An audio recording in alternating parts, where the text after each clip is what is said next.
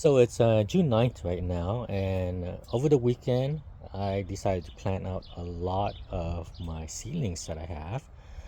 It's not really a true rootstock experiment, just because a lot of the seedlings can be sheltered, and I didn't separate in the poly. I planted a bunch of poly seeds, seedlings, along with a few of the monoembryonic seedlings. So I wouldn't really call this a true kind of like rootstock test, but I'm growing it out just to kind of have to see what it produces, to also see if I could kind of harvest some scions from the clones. So I'm going to show it to you right now. I I mean, I have spare seedlings of this, so that's why I was able to put some of them in the ground already. But if it was you guys and you only have one tree, I would recommend kind of having them in pots until they're like about 2 years old, or at least until when the trunk is pretty kind of grayish and not like green stem trunk like this was young. When it's a little bit more grayish, brownish. I mean, when it's a little bit more brownish and age, it handles the winters a bit better. So that's what I recommend. I wouldn't recommend what I'm doing. Some of these are a little bit too young, in my opinion, but I'm just putting it out because I do have extra seedlings. I want to see if I get some decent growth of it in ground. Okay, and I planted some of these very closely next to each other, just as an experiment. I think a lot of these seedlings, when they're kind of close to each other, it kind of helps out in terms of like surviving those hot days and those cold nights a bit better. So that's why you see it. So these poly seeds you see, you're gonna notice that I did not separate them out.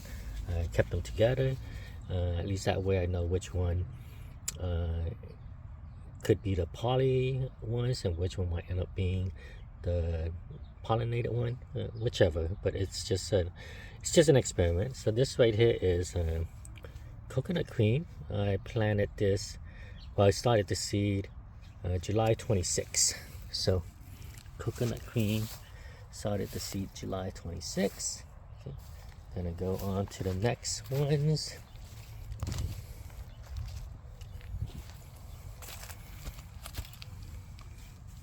This is another coconut cream. Again, it's poly seed. Started this July, probably July 18th or 26th, around the same time. And most of this is against the wall. It's kind of like this wall faces a bit more east, so it does get some shade. And I have sugar canes in the back that kind of shades it from the afternoon sun. Okay, that is another coconut cream. Right here is M4. This seed was planted in a pot July 20th. M4.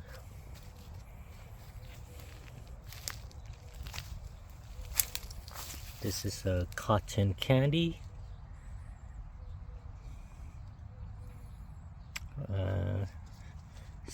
Got the seed, put the seed in a pot July 7th. So that's cotton candy. Okay, on to the next ones.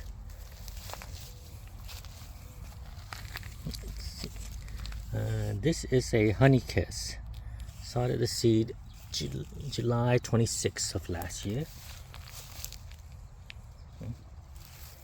And you're gonna notice that I planted real close to another one. This is a Kent on ice cream on Kent rootstock right here, this bigger tree. This right here is an Atafu seedling. And then right next to it is a Manila seedling.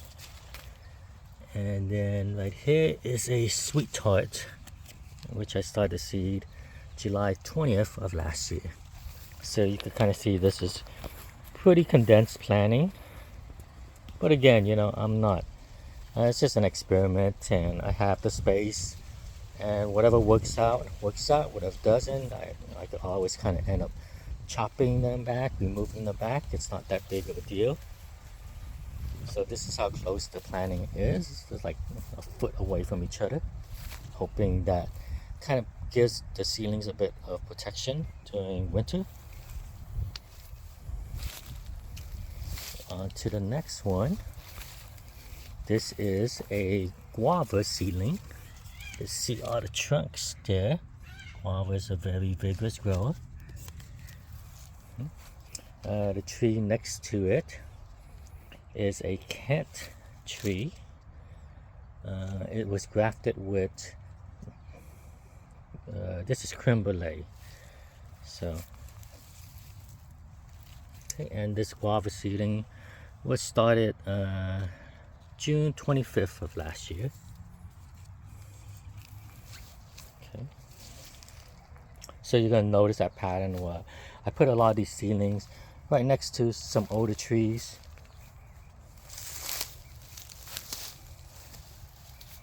Okay, next up, this is a sweet tart right here.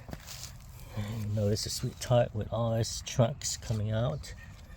Next to it is a Laverne Manila.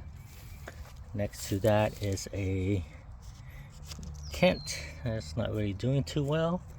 The graft died. And then next to it is a lemon zest. This is a lemon zest seedling. One of the few I have that has more than one trunk. And this was started June 22nd of last year. Again, another kind of theme you see. You see the seedling there, a Kent root side that's not doing too well, a Laverne Manila, and then a sweet tart. So, see, right, on to the next one. Now we're getting into the area of the yard where it is a bit more dicey in this area. This area gets a little bit more chill. I think the cold air kind of just flows down to this section. So over here I have a lemon zest right here. This one also has two trunks, so hoping one of it is clone and one of it's not. Let's see what happens. To its left is a Kent rootstock with a case-out graft. Not doing too well. I'm not really even sure it's gonna make it through this year.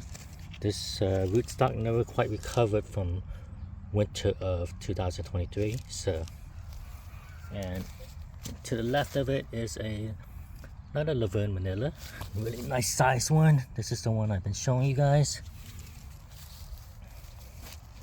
And then on to the left right here is a guava mango seedling.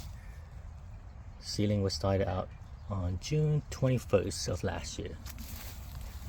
So guava, Laverne Manila, a Kent rootstock, and a lemon zest.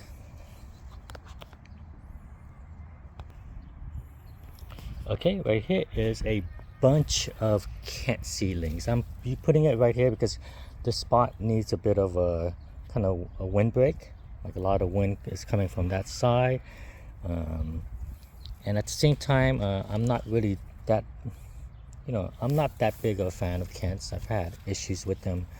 Really, they're very vigorous growers. Like you can see this, like, vigorous growers, but every time it's a bad, wet, cold winter, the roots seems to kind of handle very poorly. So this was a large pot I had where I had probably like, maybe close to 18 seedlings or more in it.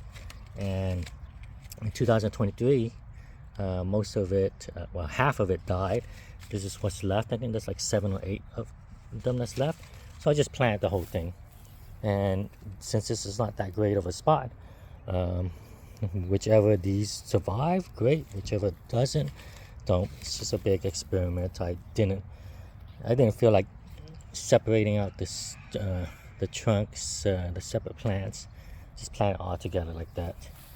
And just because I know that some may not make it, but if they do, that'd be great. These are the survivors of 2023, so they're probably a little bit hardy already from that, just because they did survive that. So like half of them. Okay, to the next one. Here's some more Kent. Again, I have a bunch of it in a pot. I just stuck it all together in this. You know, I don't expect them all to live, but the one that does live, good for it. My experience with Kent is that half does well and half don't do well. So, you know, I'm putting it here because this isn't the most ideal spot for mangoes right here. Just because lots of gophers around this area, along with this area kind of gets a little bit of frost on the grass, like low-lying frost. All right, on to the next ones. So I planted here lemon zest. Lemon zest, a lot of the lemon zest seedlings I get, they're always kind of just end up being monoembryonic. They just send out one stump. So this is two. This is also this is actually two separate plants. It's not even from the same seed. Started out last July 2023, and I just planted two of them right next to each other. You know, see how it does. So that's the lemon zest. So more lemon zest, but the ones that have single trunks, and the ones that did have single trunks, they grew much more rapidly, just because I think it has a lot of resources from the seed, you know, or more pot space, or a bit of both. But you know, this one you can see the trunk on this one is really beginning to brown. So I'm hoping by the end of this year it will be fully brown, so I'll be able to handle the winter a bit better. Okay, that's lemon zest. And you can see right here is another Laverne Manila that I have planted. So I'm planting them very closely together. And again, another Laverne Manila here, but these are the seedlings I planted. This is Kerry. So plant one here. You kind of see Kerry's, you know, they grew quite well. They're monoembryonic, so they usually do grow a bit faster. Here's another Kerry. So, I mean, I think seedlings of Kerry, just kind of my guess, might all produce pretty decent fruits. You know? And that's why I have them kind of separate right there. Okay, on to the next ones. This is Pickering. Pickering right here. And again, Pickering is monoembryonic. I put two of them next to each other. You know, so Pickering, I'm not sure if they'll make good fruitlets and stuff, because Pickering itself is a very good flavored mango with some coconut and disease resistance. But seedlings, there might be a bit more variability in it. You might end up producing more of just like a classic tasting mango versus anything that has a coconut flavor to it. So that's an update for now on these seedlings.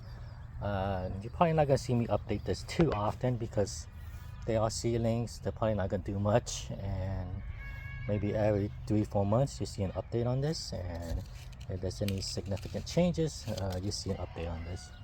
But yes, these are the seedlings I just recently put in the ground. Alright, thanks for checking in.